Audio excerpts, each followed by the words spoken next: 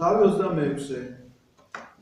25-ე უნდა გაგაცნოთ უბრალოდ როგორ დამთავრდა, იმიტომ რომ 26-ში მე ეს მნიშვნელოვანი საკითხია, რომელზეც უნდა ვილაპარაკოთ. ესავი და იაკობი ტყუპების შესახებ დავიწყეთ ჩვენ ლაპარაკი, რომლებიც შეეძინა ისააკს. ეს არის ტყუპები, ესავია უფროსი და იაკობია უმცროსი და ორიოდე სიტყვით გითხარით, რომ ესავი ტყის კაცია, ველური კაცია, იაკობი უფრო კარვების კაცია და ეს პირდაპირ იმას ნიშნავს, რომ კარვების კაცი წმინდა წერილში იწვრთობა და ტყის კაცი სროლაში, ბრძოლაში, სისხლის ზღვრაში და ასე შემდგომ. მას მეორე სახელი ედომი ეწოდა, მე ამის შესახებაც გითხარით, წითელს ნიშნავს მისი სახელი და რაღაცა სულ აი მომენტში ეგ წითელი შეჭამანდისში გაუცვალა მან თავის ძმას თავისი პირმშოობა, ანუ უფროსობა. ასე დამთავრდა 25-ე თავის ბოლო 34-ე მოკლე ესე იყო, რომ მაშინ მისცა იაკობა ესავს პური და ცერცვი შეჭამანდი, ჭამა, სვა, ადგა, წავიდა და არად ჩააგდო ესავმა პირმშოობა. ამის შესახებ ეხლა ვნახოთ რა ხდება 26-ე თავში. ჩამოვარდა შიმშილი ქვეყანაში იმ წინანდელი შიმშილობის შემდეგ აბრაამის დროს რომ მოხდა და წავიდა ისააკი აბიმელექთან ფილისტიმელთა მეფესთან. ნუ მე მინდა გითხრათ რომ ძალიან ბევრი რამ ძალიან ესე იგი ისტორია გავს აბრაამის ცხოვრებას. ჩვენ ახლა ისააკის შესახებ წავიკითხავთ ბობზანი მამა.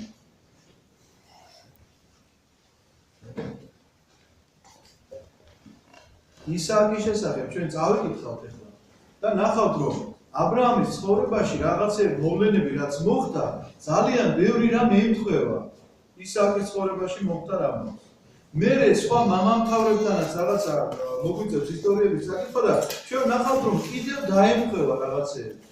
იმიტომ რომ მინდა გითხრათ რომ ამ სამყაროში ფაქტურად ახალი არაფერი არ არის. ყველაფერი კარგად დავიწყებული ძველია, გამოთქმაც ხო გაგიგია. მაგრამ ერთი ეს თემაა რომ რაღაცა მეორდება და მეორეა რომ ეს ყველაფერი წინასახია მაინც. მე გითხარით რომ წინასახია მაცხოვრის განკაცებისა. მთელი ძველი აღთქმა მიემართება ერთ წერტილზეა შეიძლება ითქვას მე ესე მიყურადებული და მიმარჯვებული. ეს არის მაცხოვრის განხორციელება. მესიის მოსვლა, აი ამისი მოლოდინი, მთელი ძველი აღთქმის ნებისმიერი ტექსტი, იქ ჩასამოთხრის თუ შიმშილობა წამოვარდა წავიდა თუ იქ რაღაცა ყველაფერი მესიის მოსვლას ემსახურება და მოლოდინს ემსახურება, რა თქმა უნდა მორწმუნე საზოგადოებაზე გვაქვს ლაპარაკი. ამიტომაც შედარებულიც არის, ნახეთ რომ აბრაამის დროს რომ მოხდაო, ზუსტად ისეთნაირად მოხდა, რომ დაიწყო შიმშილი და წავიდა ისააკი აბიმელექთან ფილისტიმელთა მეფესთან გერაში. ფილისტიმელები ისტორიული მტრები არიან ებრაელებისა. ჩვენ დავით მეფსალმონის ცხოვრებას თუ წავიკითხავთ მეფეთა წინში, ნახავთ რომ მთელი ცხოვრება დავითი ფილისტიმელებს ეძღვნა. მთელი თავის ცხოვრება ფილისტიმელებთან ბრძოლა. და აქაც ნახავთ რომ აბიმელექი ეს ფილისტიმელთა მეფე, აბიმელექი აქ ძალიან ბევრგან წერია რომ როგორც სახელი ესე სინამდვილეში აბიმელექის სახელი არ გიგონია. აბიმელექი არის როგორც ეგვიპტეში ფარაონი, ოღონდ სახელი მას შეიძლება სხვა ერთხას, მაგალითად ტუტანხამონი. აი ესეთივე წოდება, როგორც ვთქვათ, ეგვიპტეში ფარაონი, მაშინ რა ქვია, რომში კეისარი და ასე შემდგომ. აი ესეთი ტიტული იყო ეს მეფის ტიტული. სახელი არ არის დასახელებული ამ კაცის და წავიდა ის აბიმელექთან ფილისტიმელთა მეფესთან გერაში. გამოეცხადა მას უფალი და უთხრა: "ნუ ჩახვალ ეგვიპტეში იმ ქვეყნად დასახლდი, რომელსაც გექცევ." ნახეთ როგორი მდგომარეობა, ისტორიული ქრონოლოგია თითქოს დარღვეულია. თავიდანვე ასე უნდა ყოფილიყო, ნათქვამი რომ მას უფალი გამოეცხადა და უთხრა რომ ნუ წახვალ ეგვიპტეში, წადი აქ, მაგრამ აქ პირიქით წერი. ამიტომაც ბიბლიას როდესაც ვკითხულობთ, ისტორიული ქრონოლოგია დაივიწყეთ. იმიტომ რომ ჩვენ აქ ისეთი ამბები წავიკითხეთ, აბრაამის სიკვდილი წავიკითხეთ, თქვა უკვე რაღაცა შეიძლება ისეთი შევხვდეს, მე რომ ჯერ არ იყოს კიდე აბრაამი გარდაცვლილი და ასე შემდგომ ძალიან ბევრი რაღაც ისეთი ნიუანსები არის, რომ ისტორიულ ქრონოლოგიასთან არანაირი კავშირი არ აქვს ამას. ამიტომაც ვაგრძელებ კითხვას, ეს სპეციალურად გითხარით, იმიტომ რომ მე გეტყვით თუ რა მნიშვნელობა აქვს ამას. ფილისტიმელთა მეფესთან გერაში. გამოეცხადა მას უფალი და უთხრა: "ნუ ჩახვალ ეგვიპტეში, იმ ქვეყნად დასახლდი, რომელსაც გეტყვი." ესე იგი, პირველ რიგში მინდა გითხრათ, რომ ისააკი რა თქმა უნდა მას იჯერებს და მიდის იქ, რომელსაც უფალი უთითებს. ეს არის აბიმელექი, ეს მეფე, რომელთან ჩავიდა და არ მიდის ეგვიპტეში და ეს ძალიან მნიშვნელოვანია, რომ წერანას ლაპარაკობთ, არ ვიცი თუ მისმენთ, ღმერთის დაჯერება. იმიტომ რომ მიუხედავად იმისა, რომ წმინდანები არიან, ჩვენ ძალიან ბევრი მაგალითი შეიძლება ვნახოთ იმაში, რომ რაღაცაში ღმერთს არ დაუჯერებს. მიუხედავად იმისა, რომ წინასწარმეტყველისგან პირდაპირ გამოცხადებაში ქონდათ ნათქვამი და არ დაუჯერეს მაინც ღმერთს, იმიტომ რომ ადამიანურად მაინც ესე განსაზღვრეს, რომ ეხლა მე ესე უნდა გავაკეთო და გასაგებია რომ ღმერთი ამას ეუბნება, მაგრამ რაღაცას თითქოს უხერხულობს ხშირად ადამიანი იცით, რომ ეხლა ეს კაცი ამაზე რას იფიქრებს, მე რომ ეხლა ეს ამას ეს უთხრა, წინასწარმეტყველება ყველაზე ძნელი სამსახური რატო იყო, იცით? რასაც ღმერთი ეუბნებოდა, ის უნდა ეთქვათ, ის უნდა გამოეცხადებინათ. ეს იყო ძალიან ძნელი, იმიტომ რომ ადამიანი რაღაცას გეუბნება სიმართლეს, ყველაზე ძნელი მოსასმენი ეს არის. რაღაცას რომ გეუბნება შენ შესახებ, რომ შენ ახლა ასე რომ აკეთებ და თან რო იცის ეს შენს მეტმა რომ მგონია რომ არავინ არ იცის და ამბა რომ იცის, უცბად და გეუბნება რომ შენ რო ასეთი ხარ, არ შეიძლება ასეთი იყო და ეს ძალიან ძნელი ამისთვის კლავდნენ წინასწარმეტყველებს, ხოცავდნენ პირდაპირ კეთილ. იონა წინასწარმეტყველი გახსოვთ? ღმერთი ეუბნება რომ უნდა წახვიდე ამ ქვეყანაში, უნდა იქადაგო და უნდა უთხრა რომ შეინანო და ჩაჯდება გემი და სხვა მიმართულებით მიდის. სად შეიძლება ღმერთს დაემალო, მაგრამ იონა ცდილობს რომ იქნება ამშორდეს ეს უდიდესი ჯვარი და სხვა ვინმე გააგზავნონ იქ. იმიტომ რომ იცის მან წინასწარმეტყველის სიმძიმე რა არის. მოსეც ასე ეუბნება რომ მე ენამგვილი ვარ, ვერ ვილაპარაკებ, არ შემიძლია გაგზავნე ვინმე სხვა. ანუ გონიერი კაცი რა თქმა უნდა სასწაულებს ყოველთვის ერიდება, მინდა გითხრათ. და უგუნური კაცი სასწაულებს ეძიებს. პირდაპირ სახარებაში წერია. ნათესავი მემრუშე ეძიებს ყოველ სასწაულებს. დაუჯერა ისააკმა, ამ დაჯერებაში სულიერი მნიშვნელობითაც არის გამოხატული ის მინდა გითხრათ, რომ ეგვიპტეში დაბრუნება არ შეიძლება. ეგვიპტე ჯოჯოხეთის სიმბოლოდ აღიქმება. მე ადრე გითხარით, რომ რომელი მიმართულებითაც არ უნდა მიდიოდეთ იერუსალიმში, ყოველთვის ქვია იერუსალიმში ასვლა და იერუსალიმიდან ჩამოსვლა. შეიძლება უფრო მაღალი მხრიდან მიდიოდეთ და მაღალი მთიდან, სულ ევერესტიდან ეშვებოდე იმისკენ, იერუსალიმისკენ, უნდა თქვა რომ იერუსალიმში ასვლა, ასე იწოდება, ბიბლიურად ასე წერია ყოველთვის და ეგვიპტეში ყოველთვის ჩასვლა. ბაბილონში ყოველთვის ჩასვლა და არა ასვლა და ბაბილონიდან იერუსალიმში ასვლა ყოველთვის. მიუხედავად იმისა, რომ ბაბილონი ჩრდილოეთია, ეგვიპტე თქვა მის სამხრეთით არის. აი, ამას გეოგრაფიულად იმას ამ შემთხვევაში მნიშვნელობა არ აქვს. ამიტომაც ეგვიპტე ყოველთვის ჯოჯოხეთის სიმბოლოდ აღიქმება, ისევე როგორც ბაბილონი ჯოჯოხეთის სიმბოლოდ აღიქმება და ის გაუგებარი ფრაზა ცოტა ხანი გადავთავთ თქვენს ყურადღებას, მაგრამ მინდა გითხრათ, ამას წინათ შემეკითხა რაღაცა მარტო არ მიმდინარეობა 19 კანონი ხო იკითხება და იქ წერია, აღარ მახსოვს აქ თუ გითხარით. იქ წერია ესეთი სიტყვები, რომ ასულო ბაბილონისაო, ნეტარავს კაცი, რომელმან შეიპყროს ჩვილი შენი და შეახეთქნეს კლდესაო. ხო და ის იყო რა ქვია, ვერ არესმოდათ ადამიანებს და აი ეხლა ზუსტად ამაზე შემიძლია გითხრათ, რომ რატომ არის ეს ფრაზა ფსალმონში დაწერილი და რატომ არის ჩვენთვის ესე შემაშფოთებელი ასულო ბაბილონისაო რომ წერია, ნეტარავს კაცი, რომელმან შეიპყროს ჩვილი შენი და შეახეთქნეს კლდესა. ყოვლად გაუგებარი ამბავი ხა ჩვილების კლდეზე შემხეთქებელი კაცი როგორ შეიძლება იყოს ნეტარი და წმინდანი. სინამდვილეში საქმე რაშია? რომ ეგვიპტე და ბაბილონი ყოველთვის მოიაზრება ჯოჯოხეთად, შესაბამისად ასული ბაბილონისა ვინ არის? ჯოჯოხეთის ასული ვინ არის? ეშმაკი. აქედან გამომდინარე, ნახეთ, რაზე არის ლაპარაკი? ნეტარავს კაცი, რომელმან შეიპყროს ჩვილი შენი. მისი ჩვილები ვინ არიან, იცი? შენში შემოსული ბოროტეული ფიქრები. სანამ ის ჩვილობაშია, მაშინ უნდა შეახეთქო კლდეს. კლდე ვინ არის? ქრისტე. რა თქმა უნდა. ანუ სანამ ჩვილობაშია ეს აზრი შენთან შემომავალი, ამ დროს უნდა მოხდეს მისი კლდეზე შეხეთქება. თორე თუ ის გაიზარდა და ფესვები გაიდგა და აღორძინდა და გამრავლდა, მერე მას ვეღარაფერს უღარ უშვება. ძალიან რთული იქნება მერე მისი შვილობა. აქედან გამომდინარე, ეს სახე სიმბოლური გამოთქმა გახლავთ, მაგრამ კიდევ ერთი დასტური იმისა, რომ იერუსალიმი ყოველთვის მოიაზრება როგორც ზეციური ქალაქი და ბაბილონი და ეგვიპტე მოიაზრება როგორც ჯოჯოხეთი. და ამიტომაც ჯოჯოხეთში ნუღარ წახვალ ეუბნება რომ ეგვიპტეში დაბრუნება ყოველთვის ასოცირდება სულიერად, რა თქმა უნდა, რომ აღარ უნდა ჯოჯოხეთში არ უნდა დაბრუნდეს ადამიანი ჯოჯოხეთურ მდგომარეობაში. დგმურად იყავი ამ ქვეყანაში და მე შენთან ვიქნები, გააკურთხებდა შენ შთამომავლობას მივცემ მთელ ამ ქვეყნებს, ავასრულებ ფიცს, რომელიც აბრაამს მამაშენს დაუდევი. გამოცხადება შეეუბნება ისააკს მამამისის ფიცის შესახებ და ეუბნება რომ გმურად იყავი ამ ქვეყანაშიო და მე შენთან ვიქნები. რა შეიძლება ამას დინოგეში იყოს. ცის ვარსკვლავებით გაგიმრავლებ მეთქი შთამომავლობას. ეს იმეორებს მამისეულ აღქმას, რაც აბრაამს უთხრა. და მივცემ შენ შთამომავლობას მთელ ამ ქვეყნებს. შენი შთამომავლობით იკურთხება მეთქი მთელი ქვეყნის ხალხი. ეს მეთქი დამატებული, იმიტომ არის რომ აბრაამს რაც უთხრა, იმას უმეორებს ისააკს. რომ ესე უთხარია. იმის გამო რომ დამიჯერა ა ブラ ამმა და ასრულებდა ჩემს ნამდვილებს, ჩემს ბრძანებებს, ჩემს ცნებებს, ჩემს ჯულდებს. დაიწყო ცხოვრება ისაკმა გერარში. ნახეთ, იმის გამო რომ დამიჯერა. ამ ყველაფერსო, ეს ყველაფერი იმიტომ შევკვირდი მე ა ブラ ამს და იმიტომ ავასრულებ ამ ყველაფერს რომ დამიჯერა ა ブラ ამმა. ეს ძალიან მნიშვნელოვანი ფრაზაა. დავერიაც და მოკლედ ვერა და დავერია რა. იმიტომ რომ წმენა და დაჯერება სხვადასხვა რამ არის. მოსმენა, დაჯერება სხვადასხვა რამ არის. წმენით მე უკვე გითხარით, მამკა, წმენით მე უკვე გითხარით, მოდი კაცო, რა მომიდები რა. მე მეგონა. და განსხვავებული რამ არის რწმენა და დაჯერება კიდევ ერთხელ გავუნიშნოთ, იმიტომ რომ რწმენით ყველაზე მეტად დარწმუნებული თუ ვინმე არის რომ ღმერთი არსებობს, ის არის ეშმანი. მას ზუსტად იცი რომ ღმერთი არსებობს. ამაში ეჭვიარება, მაგრამ არ უჯერებს მას. ამიტომაც ყოველთვის უნდა გახსოვდეთ რომ ღმერთი რო გწამთ კარგია და თუ არ უჯერებთ ისეთ გავსებით და თუ უჯერებთ ისეთ გავსებით. იმიტომ რომ აგერ დამჯერებიც არის ა ブラ ამის შესახებ რა წერია წავიკეთეთ. დაიწყო ცხოვრება ისააკმა გერარში. აბიმელექის სამეფოში.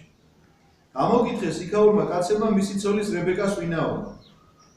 მან უთხრა დაარისჩენი, რადგან შეეშინდა ერთგვარ ცოლი არისო, აი თუ მოეკლათ იქაურ კაცებს რებეკას გამო, რადგან შვენიერი შესახედავი იყო. აი ნახეთ როგორი მდგომარეობა.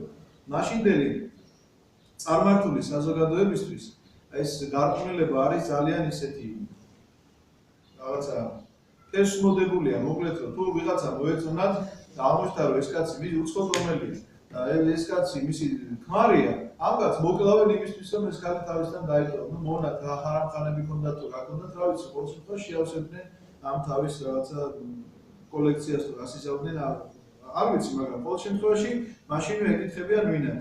როდესაც დაარის, მაშინ აღარ სჭირდებათ ეხლა სიტუაციის დაძაბვა და გართულება.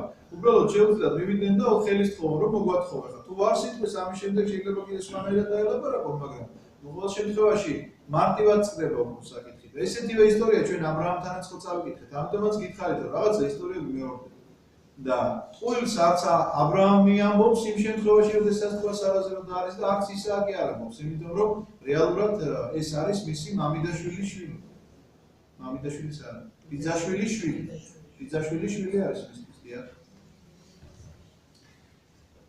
დაარისჩემი, რადგან შეეშინდა ერთგვარ ცოლი არისო, აი თუ მოეკლათ იქაურ კაცებს რებეკას გამო, რადგან შვენიერი შესახედავი იყო.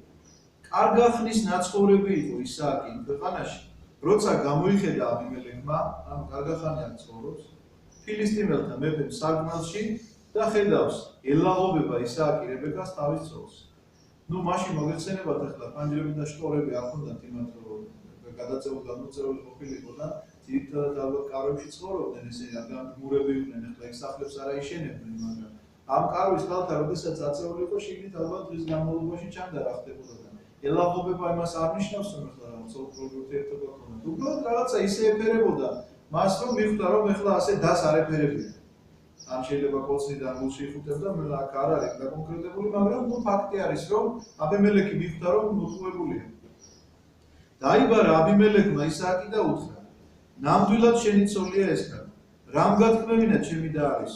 უთხრა ისააკმა, ვიფიქრე მისი გულისთვის არ მომკლავმეთი. ანუ ეს დიალოგია მან შორის. უთხრა აბიმელექმა, ეს რა გვიყავი? ნახეთ რა საინტერესო რამის ეუბნება. კინაღამ დაწვა შენ ცოლთან ერთი ჩვენებული, ანუ ვიღაცას უკვე შეგულებული ქონდა. რებეკას ცოლად მოყვანა. ან ისე დაწოლდა რა მნიშვნელობაა? კინაღამ დაწვა შენ ცოლთან ერთი ჩვენებული და კიდევ გაგურევდი ცოდვაში. აი რამდენად დიდი მნიშვნელობა აქვს ესე იგი მეთაურია ეს კაცი ამ შემთხვევაში სახელმწიფოს. ეხლა სახელმწიფო შეიძლება პირობითად ვთქვათ, იმიტომ რომ მაშინდელ წყობაში ესეთ სახელმწიფო არ არსებობდა. რაღაცა თემები არსებობდა და ამ თემს თავისი მეთაური ყავდა. და ამ თავისი თემის მეთაური მიუხედავად იმისა, რომ წარმართები არიან, რაღაცა ზნეობრივი ნორმები გააჩნია. მიუხედავად იმისა, რომ ისააკს ეშინია, რომ შეიძლება მოკლათ ამის გამო, ის მისი ცოლია და ლამაზი კაცი, მაგრამ რაღაცა ზნეობრივი კანონები გააჩნია. ამ ზნეობრივ კანონებს რაღაცაში მაინც ინახავს ეს ადამიანი. იმიტომ რომ არ არსებობს ღვთის სინათლე, რომელიც რაღაცნაირად ადამიანში არ იყოს ასახული. ეს სინდისის ხმაა ძირითადად უნდა გითხრათ. სინდისის ხმის გარეშე ადამიანი არ იბადება. არ არსებობს. აქვს მას სული, ესე იგი აქვს სინდისის ხმა. ღმერთი, პატარა ღმერთი, რომელიც შენში ცხოვრობს. აქ უბრალოდ რაზე არის იცით ლაპარაკი, როდესაც ჩვენ დავიწყებთ ახლა მსჯელობას, რომ მე მართალი სარწმუნოება ვისია და არა მართალი ვისია, დაახლოებით ესე წმინდა მომებს ესეთი კარგი შედარება აქვს. დანილი რომ წარმოვიდგინოთ, რომ მზის სინათლე ყველაზე კარგად სადაღწევს ეკვატორთან. ეკვატორს რაც უფრო შორდები, მით უფრო ნაკლებია მზის სინათლე. ხო მართალია, ხო უკიდურეს ჩრდილოეთში საერთოდ ნაკლებია. და თითქმის არ არის. მაგრამ მაინც არის. რაღაცა გამოვლინება, რაღაცა გამოვწყინება, იქაც არის. უკიდურეს ჩრდილოეთში და სამხრეთში. ისევ თუ დაბრუნდები, უკან მაქსიმალურია სინათლე. ამიტომაც საფრთხო ნათელი რა თქმა უნდა ყველას ეფინება, ოღონდ ვიღაცას ეკვატორებით ანათებს და ვიღაცას ჩრდილოეთ პოლუსი. ამიტომაც ეს სინათლე ვიღაცაში ესეთი ზნეობრივი კუთხით არის ასახული, ვიღაცაში რაღაცა თუნდაც ეხა მუსულმანური სამყარო რო ავიღოთ. მუსულმანური სამყარო მიუხედავად იმისა, რომ არ აქვს მათ ჭეშმარიტი ცოდნა ღმერთის შესახებ, ერთი ღმერთის თაყვანისმცემლები არიან. ეს ძალიან დიდ რამეს ნიშნავს. მინდა გითხრათ, რომ ძალიან დიდ რამეს ნიშნავს ეს. ერთი ღმერთის თაყვანისმცემელი. ამიტომაც არ გეგონოთ, რომ მუსულმანები შორს იყვნენ ჩვენთან. მუსულმანების მოქცევა ხანდახან უფრო ადვილი ქრისტიანულ სარწმუნოებას, ვიდრე იმ ადამიანებისა, რომლებსაც ერთი ღმერთის თაყვანისცემა არ გააჩნიათ. რაღაც აბსტრაქტულ ღმერთებზე ლაპარაკობენ ბუდიზმზე და ინდუიზმზე თუ დავიწყოთ ლაპარაკს. უბრძანა აბიმელექმა მთელ ხალხს, ვინც ხელს ახლებს ამ კაცს და მის ცოლს სიკვდილი არ ასწდება. გამოაცხადა აბიმელექმა ეს ამბავი და რატო? იმიტომ რომ ხედავს რომ ისააკი დალოცვილი ძალიან დიდი წყალობა აქვს მას ღვთისგან. ხედავს რომ მიუხედავად იმისა რომ უდაბნო ტერიტორია რაღაცას დათესავს და ასმაგარიღებს მოსავალს, ხედავს რომ საქონელი მისი ათმაგად მრავლდება და ამ ქვეყანაში ესეთი კაცი მას აწყობს რა თქმა უნდა. ამიტომაც გამოაცხადებს აი ამ ბრძანებას რომ ვინმე თუ ამ ქალს ხელს ახლებს სიკვდილით მოსწრება და მას აქვს ორმაგი გათვლა, ერთი ის რომ მის ქვეყანაში უნდა რომ რაღაცა ცოტა უკეთესობა იყოს, შიმშილია ჩამოვარდნილი და უნდა რომ რაღაცა ისააკის საშუალებით უკეთესობისკენ წავიდეს მის მათი მდგომარეობა და არის ასევე ის ზნეობრივი რაღაცა წუხილიც ამავდროულად, რომელიც მას შეაწუხებს, მინდა გითხრათ. ასე რომ თავრობას რომ შეაწუხებს, ჩვენ თავრობას ზნეობრივი საკითხები, ძალიან ბევრი რამ დალაგდება საქართველოში მინდა გითხრათ. ძალიან ბევრი რამ დალაგდება. წეღარო ვილაპარაკე, მე გაოგნებული ვიყავ. 35,000 აბორტი კეთდებაო წელიწადში. საქართველოში. თქვენ წარმოგიდგენიათ ხალხო ოფიციალურად გამოაცხადეს ეს და 35,000 ბავშვი არ იბადება საქართველოში. და მე გიკვირს იქო ისო გამრავლდნენ და საზღვარი მიამდო. ბიჭო გამრავლდნენ შენ საკუთარ შვილებს ყლავდა 12 შვილზე ნაკლები არც ერთ აზერბაიჯანელს რა ყავს საქართველოში უცხოა. აბა ნახეთ ერთი რამდენი შვილი. აბა ნახეთ ერთ უდარბიან მოგეწოდები აბორტების გასაკეთებლად. ერთი სახლი რო აშენეს ამ წელს ამ გვერდზე მეორე სახლს უდგავს მეორე წელს აუცილებლად, იმიტომ რომ აი ამ შვილებს და ხომ უნდა დააკმაყოფილოს და აითვისეს მთელი სოფლიო. ჩვენ სამაგიეროდ რუსთაველის პროსპექტზე ვართ მაგარი, რომ გამოყავდა ითქვი რომ დავით გარეჯი ჩვენია. რანაირად არის შენი? რომელი მცნება შეასრულე? აღორწინ დიდ გამრავლდით და ავსეთ ქვეყანა შეასრულე? არ გაგიკეთებია ეს და რა პრეტენზია? და შენი თავრობა არ გამოსცემს რა ეს სათანადო ბრძანებას. რა ბრძანება გამოიცა რომ აბორტი შეიძლება ქრისტიანულ ქვეყანაში დაშვებული იყოს აბორტი. შეიძლება რაღაცა გარყვნილების პროპაგანდა მიდიოდეს სატელევიზიო არხებზე, აი ახალგაზრდებში მაქსიმალურად ესე რომ თავისუფალია თორემ მათი არჩევანი. ვის მაშინ ჭირდება კაცო მათი მე რაღაცა რა ორიენტაცია მაქვს ამას ვინმეს თავზე მოხდა უხვევი იცით მე ცოლი მყავს და რა უბედურებაა ეს რატომ უნდა მოყვე კაცო ინტიმური შეიცხოვრება. თუ ხარ ასეთ იყავი ბატონო შენ სასაძინებელში არავინ არ გიوارდება. მაგრამ უბედურება ეს არის რომ ამის ესე გამოტანა, ამისი შინაგანი აღარაფერი აღარ რჩება ადამიანს. ყველაფერი ეს უნდა გამოფენილი კონდეს. ყველაფერზე უნდა იცოდეთ. და ერთმანეთზე უნდა ვიცოდეთ თურმე. რატომ? რა საჭიროებაა ამის? აგერ კაცმა გამოაცხადა ბრძანება, არ გაეტაროთ მაგის წელს, თორე სიკვდილით მოკდები. გამოვიდეს ერთი ჩვენი ისა რა ქვია. მთავრობა და თქვას, ვინც აბორტს გააკეთებს, მოვაჭრათ მარჯვენა ხელიო. ნახავთ ერთი თუ გააკეთებს ვინ აბორტს. აი ნახავთ. არა, არის ახლა რაღაცა გარდაუვალი აბორტები, იმაზე არ ვლაპარაკობ, კაცო, აქ ინოვაცანდება კალკულატიური ექიმია და რაღაცაში დაგვეთანხმება, რომ შეიძლება რაღაცა გარდაუვალი მდგომარეობა მოხდეს ესეთი მაგრამ მე ვიცახი დაგეგმის, რომ ადამიანები ამას გეგმავენ და ამას ასე ასრულებენ. მაგას გეუბნები იმ ექიმს, უნდა მოაჭრა ხელი. და დამთავრდება ამით ყველაფერი. პრეცედენტს რო ნახავენ, აღარ გაკეთებენ ამას. ახლა ვიღაც ამას მოისმენს და ეთქვის ფაშისტია მამაკაცები. მე რომ ეს თქვი, მე ამიტომ ვიღაც ამას ნამდვილად ვიცი რომ ესე მეთქვის, რომ მამაკაცები ფაშისტია. მაგრამ არაფრით არ იტყვის იმ ექიმზე, რომელიც აბორტს აკეთებს. რომელსაც შეუძლია ჩვილი ბავშვი დააჭრას მაგრატლით და გადაყავოს ნაგავში. გააქვთ ვედრებით და ყრია 35,000-ზე ლაპარაკი. გენოციდი, ამაზე დიდი გენოციდი შეიძლება ვინმე მოგიწყოს. თურქეთია დამნაშავე რუსეთი. ვინ რომელმა მოგიწყო ამისთანა გენოციდი ერთი ვიხარ. ბოდიში რა ძალიან ბრაზობ ესეთ რაღაცებს. ნახეთ მე-12 მუხლში რა წერია პირდაპირ პასუხობს ესე იგი აბიმელექის ბრძანებას რომ მან ბრძანება გასცა რომ სიკვდილი არასდება ვინც ამის წელს მიეკარებო. დათესა ისააკმა იმ მიწაზე სადაც აბიმელექი თესავდა რა თქმა უნდა და ეხლა მიაკირავა ისააკის მიწა. დათესა ისააკმა იმ მიწაზე და 100 წილად მოიმკო მოსავალი იმ წელიწადს. წარმოგიდგენიათ თქვენ 100 წილი მოგება ნუ ეს ხო ჩვეულებრივი მოვლენა არა. ეს არის სასწაული მინდა გითხრათ პირდაპირ. ეს არ არის ჩვეულებრივი მოვლენა. დააკურთხა იგი უფალო. გამდიდრდა კაცი და უფრო მდიდრდებოდა ვიდრე მეტისმეტად არ გამდიდრდა. რას ნიშნავს უფრო და უფრო მდიდრდებოდა ვიდრე მეტისმეტად არ გამდიდრდა? ისააკ სიმდიდრე არ ყვა როგორ გქონია თქვენ. აბრაამ ამას ძალიან დიდი ქონება დაუყო. რა თქმა უნდა შვილებს გაუნაწილა და შეიძლება მთლიანი რაც აბრაამს ჰქონდა ვერ მისცა, მაგრამ საკმაოდ დიდი ქონება დაუყო. და აი ეს სიმდიდრე გაასმაგდა. წარმოგიდგენიათ 100%-იანი მოგება აქვს ახლა თანამედროვე ენაზე რო ვთქვა. რომ 100%-იანი მოგება აქვს თავისი ქონება რაც ჰქონდა იმას კიდე აასმაგებს ადამიანიდან. ყავდა წყლის ფარა, ნახირი, ჰქონდა უამრავი სახნავსათესი და შეშურდათ მისი ფილისტიმელებს. თავიდან ეს ყველაფერი კარგი იყო, იმიტომ რომ მათ სჭირდებოდათ, იმიტომ რომ ისააკმა თუ მიიღო ესეთი მოსავალი, ეხლა საქმე რაში არის, იცით რომ? სად ერჩივნათ ხოლმე, არ ვიცი ეხლა სოფელში ვის ქონიათ ყანებში, ვის გიმუშავიათ თუ სოფელში ქონიათ ამის შეხება, ყველას ერჩივნა რომ შრომელი კაცის გვერდზე ქონოდათ ის რა ქვია, ყანა. რატომ?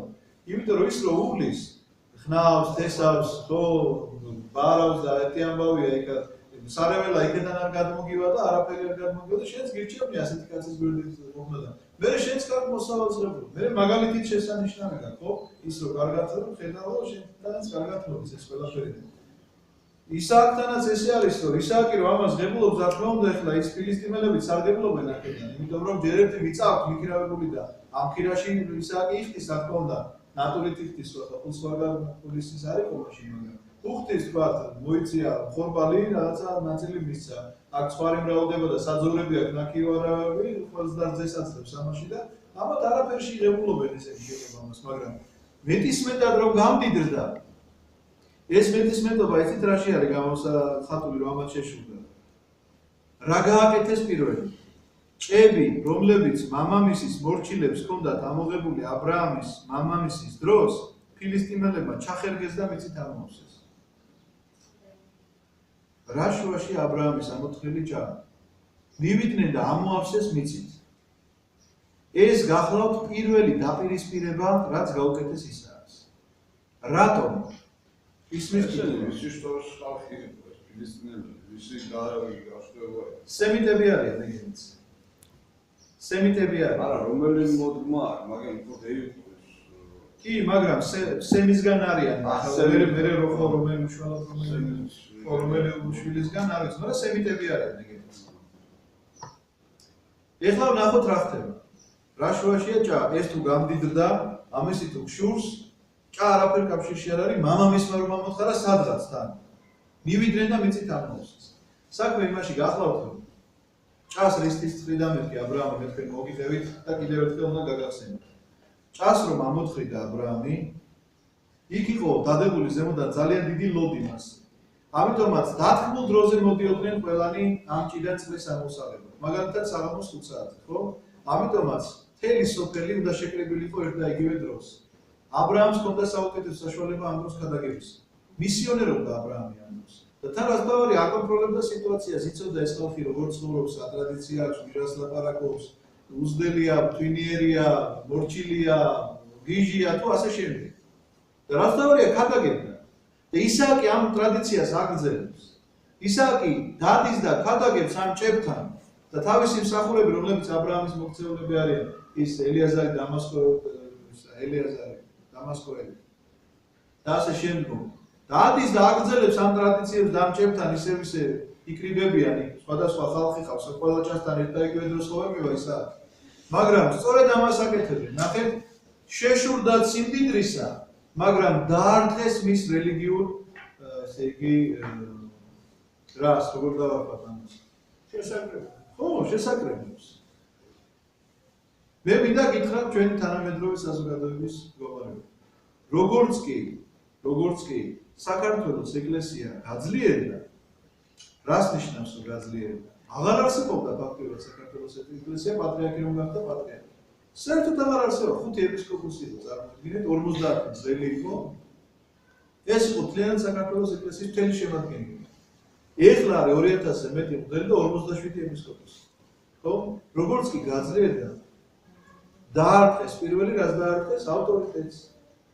და ცდილობენ შეარყევენ მისი ავტორიტეტი და მისი ტახტი. ვინც ეს ეკლესია ასე გაძლიერა, ვინც ამ ეკლესიას ასეთ სიმაღლეზე აიყვანა, თქვათ რომ იქ საღვთისმეტყველო სასწავლებლები გაიხსნა, იქ თქვათ რაღაცა ტრაკერის კურსებიდან დაწყებული, ხატწერის კურსებით დამთავრებული და გალობით და მინანქრით და გამწვანებით დამთავრებული ყველაფერი ეკლესიამ რომ რაღაცნაირად მონაწილეობა მიიღო და სახელმწიფოსთან ერთად რაღაცნაირად ცდილობს რომ აღორძინოს ეს ყველაფერი, ურტყავენ იმას ვინც გადაგებს. ისევე როგორც ისააკს დაარტყეს იქ რომ ჭათო ამოვსებულია, იმ ჭასთან ხო აღარავინ აღარ მოვა. ისააკს რა პრობლემა აქვს?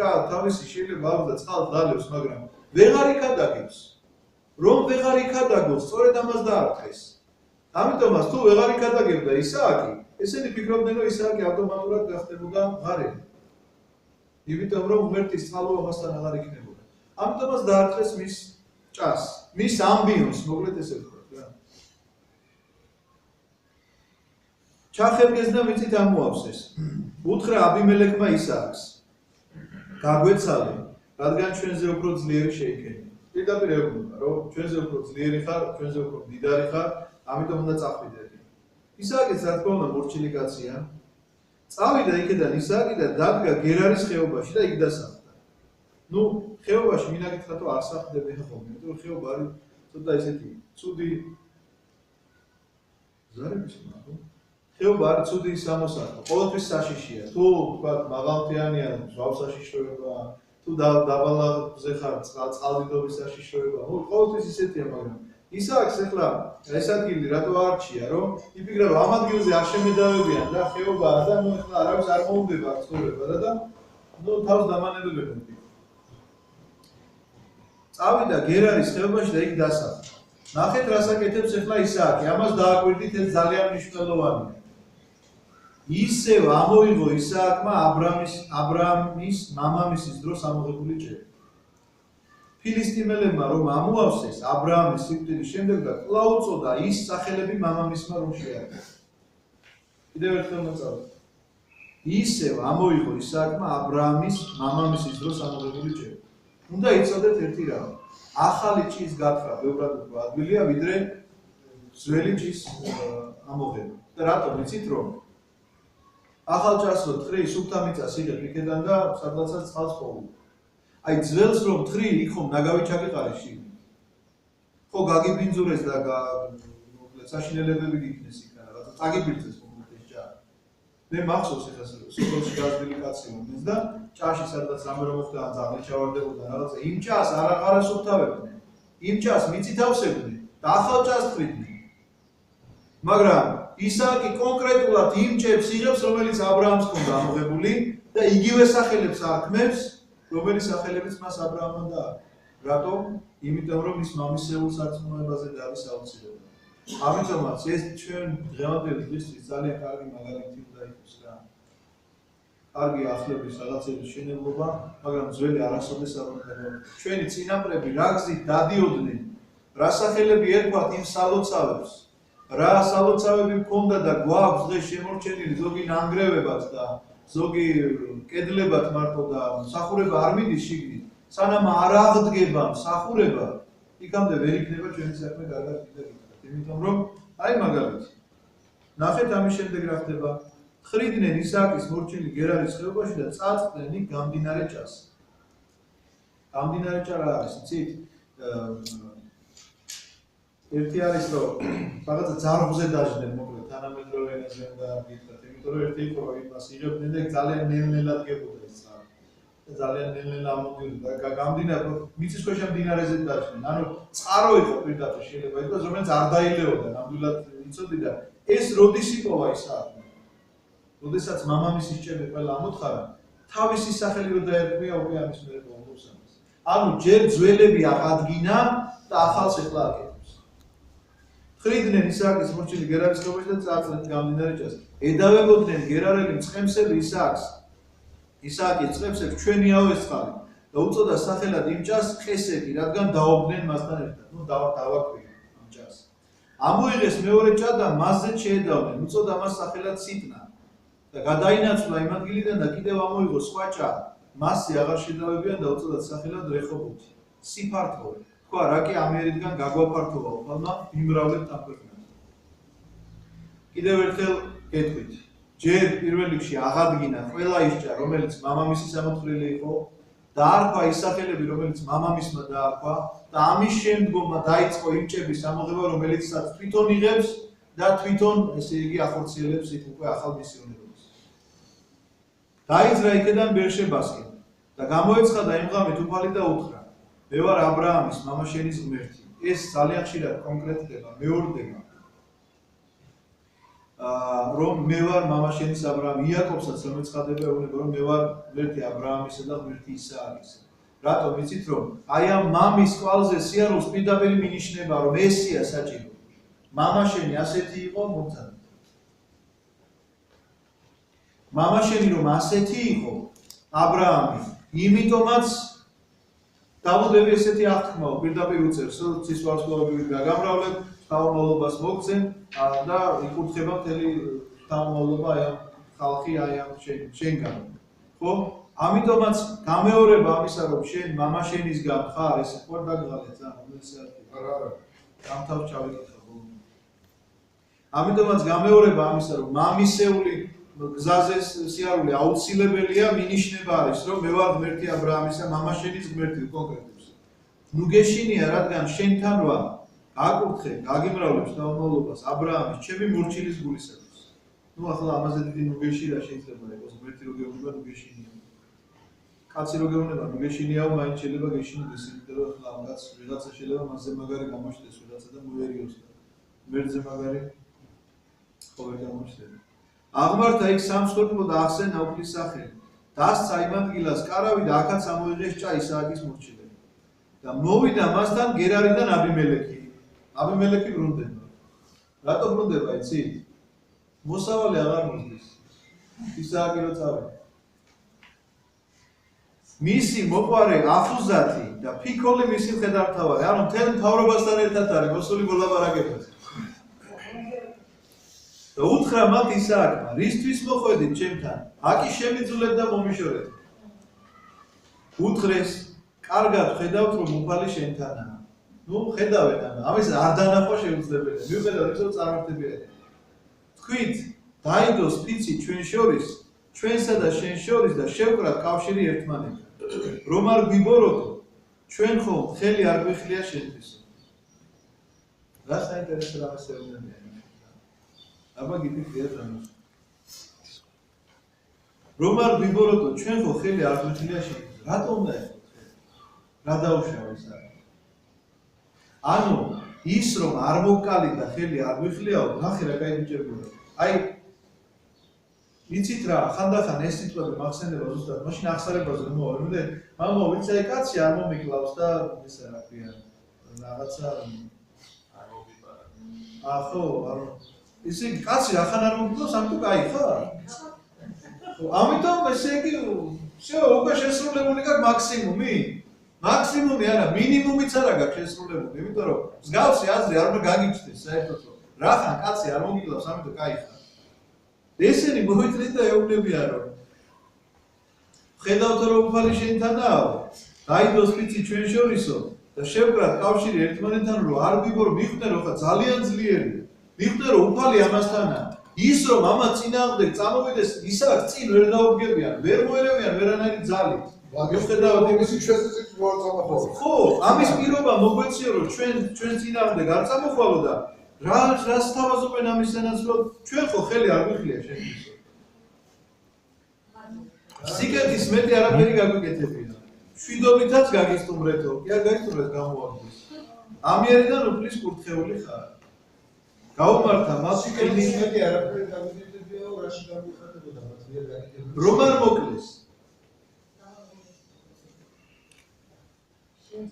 რომ არ მოკალით, შენი ცოლი რებეკა რო ჩვენ არ დავიტოვეთ.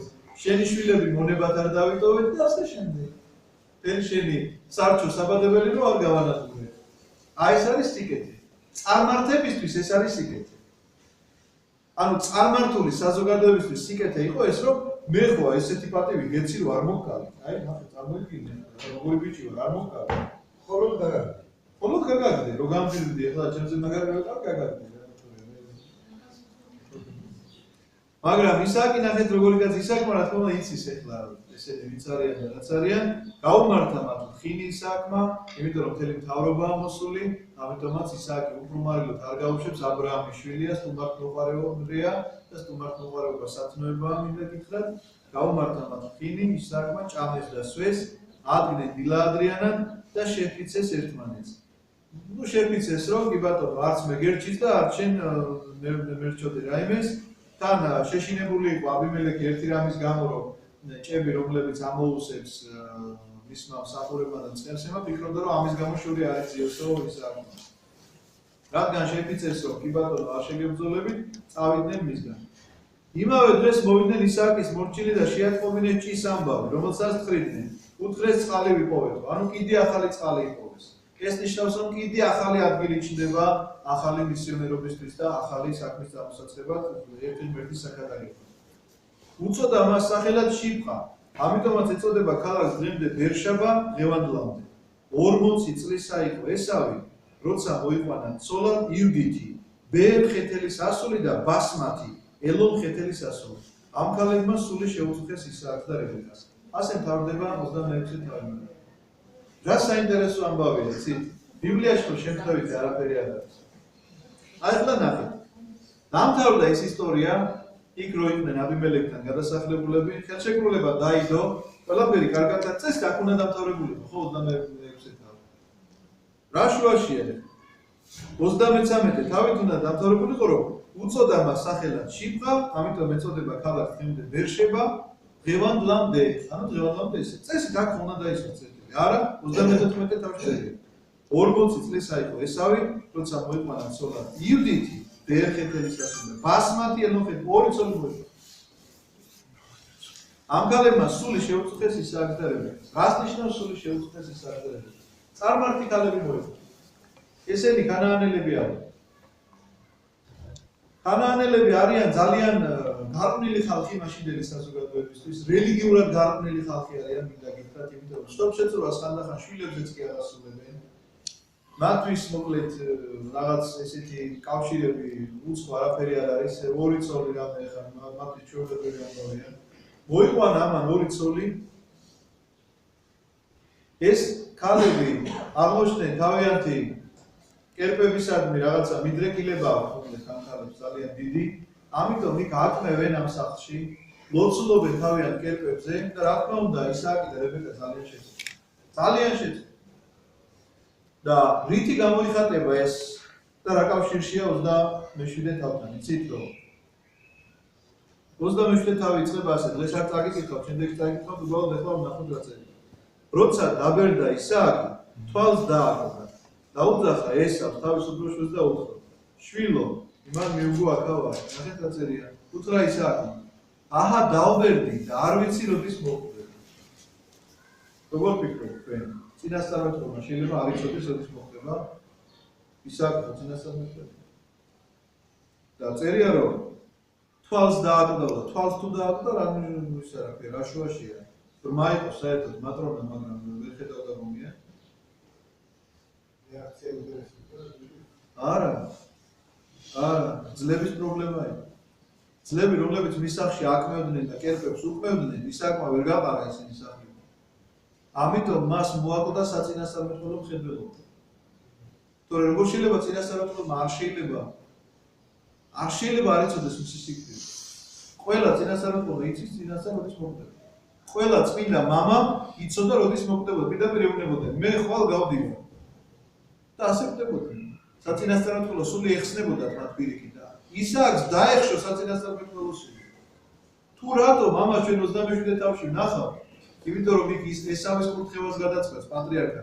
ესეც დახშობა საწინასწარმეტყველო სულისა, იმიტომ რომ ეს ველური კაცი არ შეიძლება გახდეს პატრიარქი და არც გახდება, ვერც გახდება, მაგრამ თვითონ ფაქტი ამისა. დღევანდელ თანამედროვე საზოგადოებას რა უნდა უთხრათ ჩვენ ამ ტექსტიდან გამომდინარე, იცით? ხანაანელი ძლები არ გვინდა ოჯახში. ამაზე უნდა იზრუნო მშობლები. ხანაანელი ძლები და სიძეები სახლში არ გვინდა. თორემ დაგეხშობა საწინასწარმეტყველო მზერა. ვეღარ დაინახავ. განა იმას ვერ დაინახავს, შავს და თეთრს ვერ გაარჩევ.